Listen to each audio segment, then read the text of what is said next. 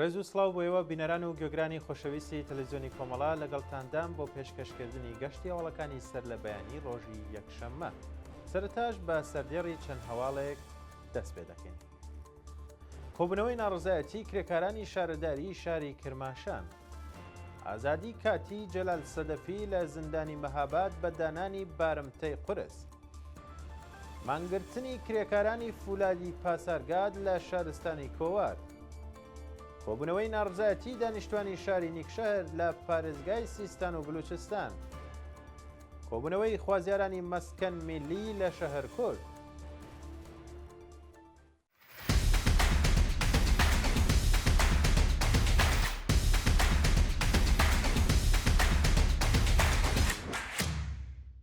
کۆبوونەوەی ناڕزایەتی کرێکارانی شارەداری شاری کرماشان ڕۆژی ڕابردوو کۆمەڵێک لە کرێکارانی شارەداری شاری کرماشان دژبەوە دینەهاتنی بەڵێنەکانی بەرپرسان کۆبوونەوە.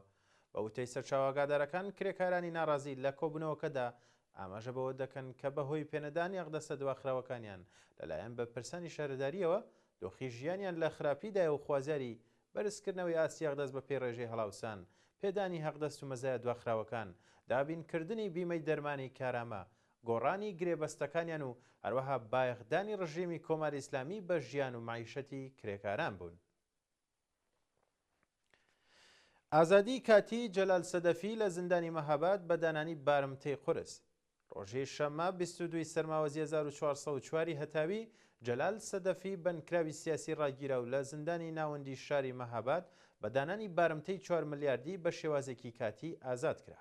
بە پێڕاپۆرتەکان ئەو هاوڵاتیە ڕێکەوتی 25 سەرماوەزی ساڵی ڕابردوو لەلایەن هێزەمنیەکانی ڕژێمی کۆماری ئیسلامیەوە دەست بەسەر و ڕەوانەی گرت و خانەی ئەو ناوەندە کرا. ناوبراو پاش کۆتاییاتنی لێپرسینەوە و ئەشکەنجە و ئازاری بە مەبەستی وەرگرتنی دانپێدانانی زۆرم لێ، ڕێکەوتی 25 ڕێبەندانی هەمان ساڵ ڕەوانەی بەندینخانەی شاری مەهاباد کرا و لەلایەن لقی یەکی دادگای ئینقلابی شاری مەهابادەوە تۆمەتی بەشداری لە حیزبەکانی دژ بە ڕژیم خرایە پاڵی.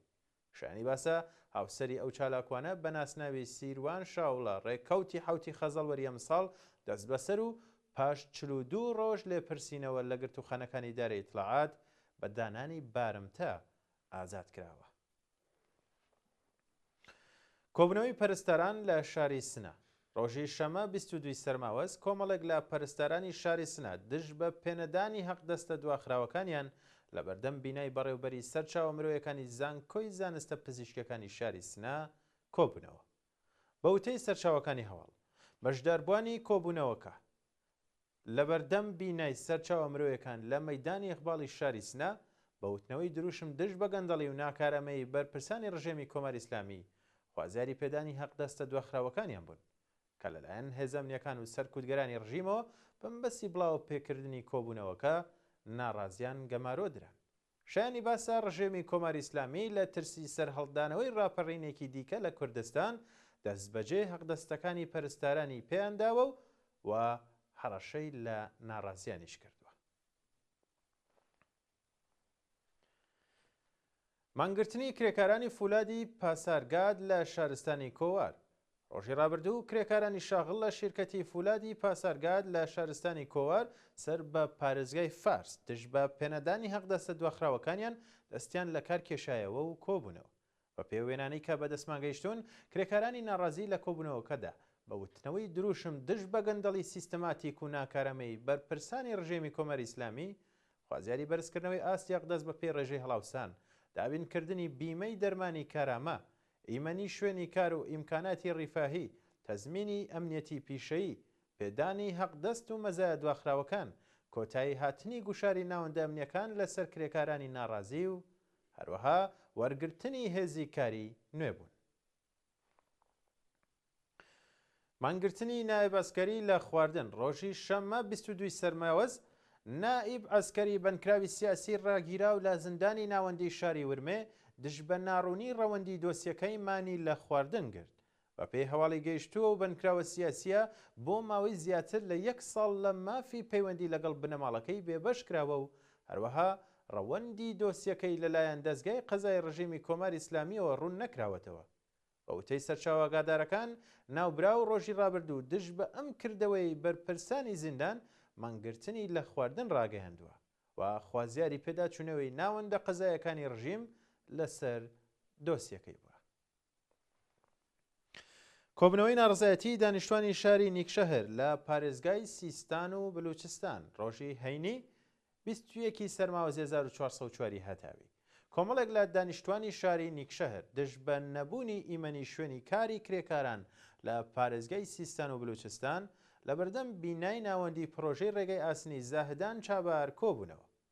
بەوتەی سەرچاوەکانی هەواڵ خەڵکی ناڕازی پاشگیان لە دەستدانی کرێکارێکی تەمەن 18 ساڵی خەڵکی شاری نیکشەهر بە ناسناوی موجەسن نووری کە کەوتوو بۆ ژێر کامیۆنی ئەو پرۆژەیەوە و گیانی لەدەستداوە ئەم کۆبوونەوەیان ڕێکخستووە. بەپێی ئەو وێنانەی کە بەدەست مانگەیشتون خەڵکی ناڕازی لە کۆبوونەوەکەدا خوازیاری دابینکردنی ئیمەنی شوێنی کاری کرێکاران، کەمکردنەوەی هاتوچۆی کرستەکانی ئەو پرۆژەیە لە ڕێگە گشتیەکان و هەروەها بایەخدانی ڕژێمی کۆماری ئیسلامی بە ژیانی هاوڵاتیان بوون. مانگرتنی کرێکارانی وێزگەی مێترۆ لە شارستانی ئیسلام شەهر. ڕۆژی ڕابردوو کرێکارانی شاخڵ لە وێزگەی مێترۆی شارستانی ئیسلام شەهر سەر بە پارێزگای سیستان و بلوچستان دەژ بە بایەخنەدانی بەرپرسان بە ژیان و مایشەتیان دەستیان لە کار کێشایەوە و کۆبوونەوە. کرێکارانی ناڕازی لە کۆبوونەوەکانیاندا ئاماژە بەوە دەکەن کە زیاتر لە 3 مانگە لەلایەن بەرپرسانی ئەو واحدەوە حەق دەستیان وەرنەگرتووە و تەنانەت توانای دابینکردنی سەرەتاییترین پێداویستیەکانی ژیانی بنەماڵەکانیان نییە. لە بەردەوامی کۆبوونەوەکەدا ناڕەزیان خوازیاری کۆتایی هاتنی جیاکاری لە حەقدەستەکان، بەرزکردنەوەی ئاستی حەقدەست بە پێی ڕێژەی هەڵاوسان، دابینکردنی ئیمەنی شوێنی کار و ئیمکاناتی ڕیفاهی، تەزمینی ئەمنیەتی پیشەیی و هەروەها کۆتایی هاتنی گوشاری ناوەندە ئەمنیەکان لەسەر کرێکارانی ناڕازی بوون. بەڵێبینەران دوایین هەواڵیشمان سەبارەتە بە کۆبوونەوەی خوازیارانی مەسکەن میلی لە شەهری کورد. ڕۆژی شەمە 22 سەرماوەز کۆمەڵێک لە خوازیارانی مەسکەن میلی پارێزگای چەهارمەحاڵ و بەختیاری دژ بە وەدینە هاتنی بەڵێنەکانی بەرپرسانی ڕژیم لە بەردەم ئوستانداری و پارێزگایەدا کۆبوونەوە. بە پێڕاپۆرتەکان خەڵکی ناڕازی لە کۆبوونەوەکانیاندا ئاماژە بەوە دەکەن کە سەرڕای تێپەڕبوونی چەند ساڵ بەسەر پێدانی پارەی خانوەکانیان بە بەرپرسان نەک تەنیا خانوەکانیان ڕادەستیان نەکراوە، بەڵکو پرۆژەکە لە نیوەدا ڕاوەستاوە و وەڵامی خەڵکی ناڕازیش نادەنەوە.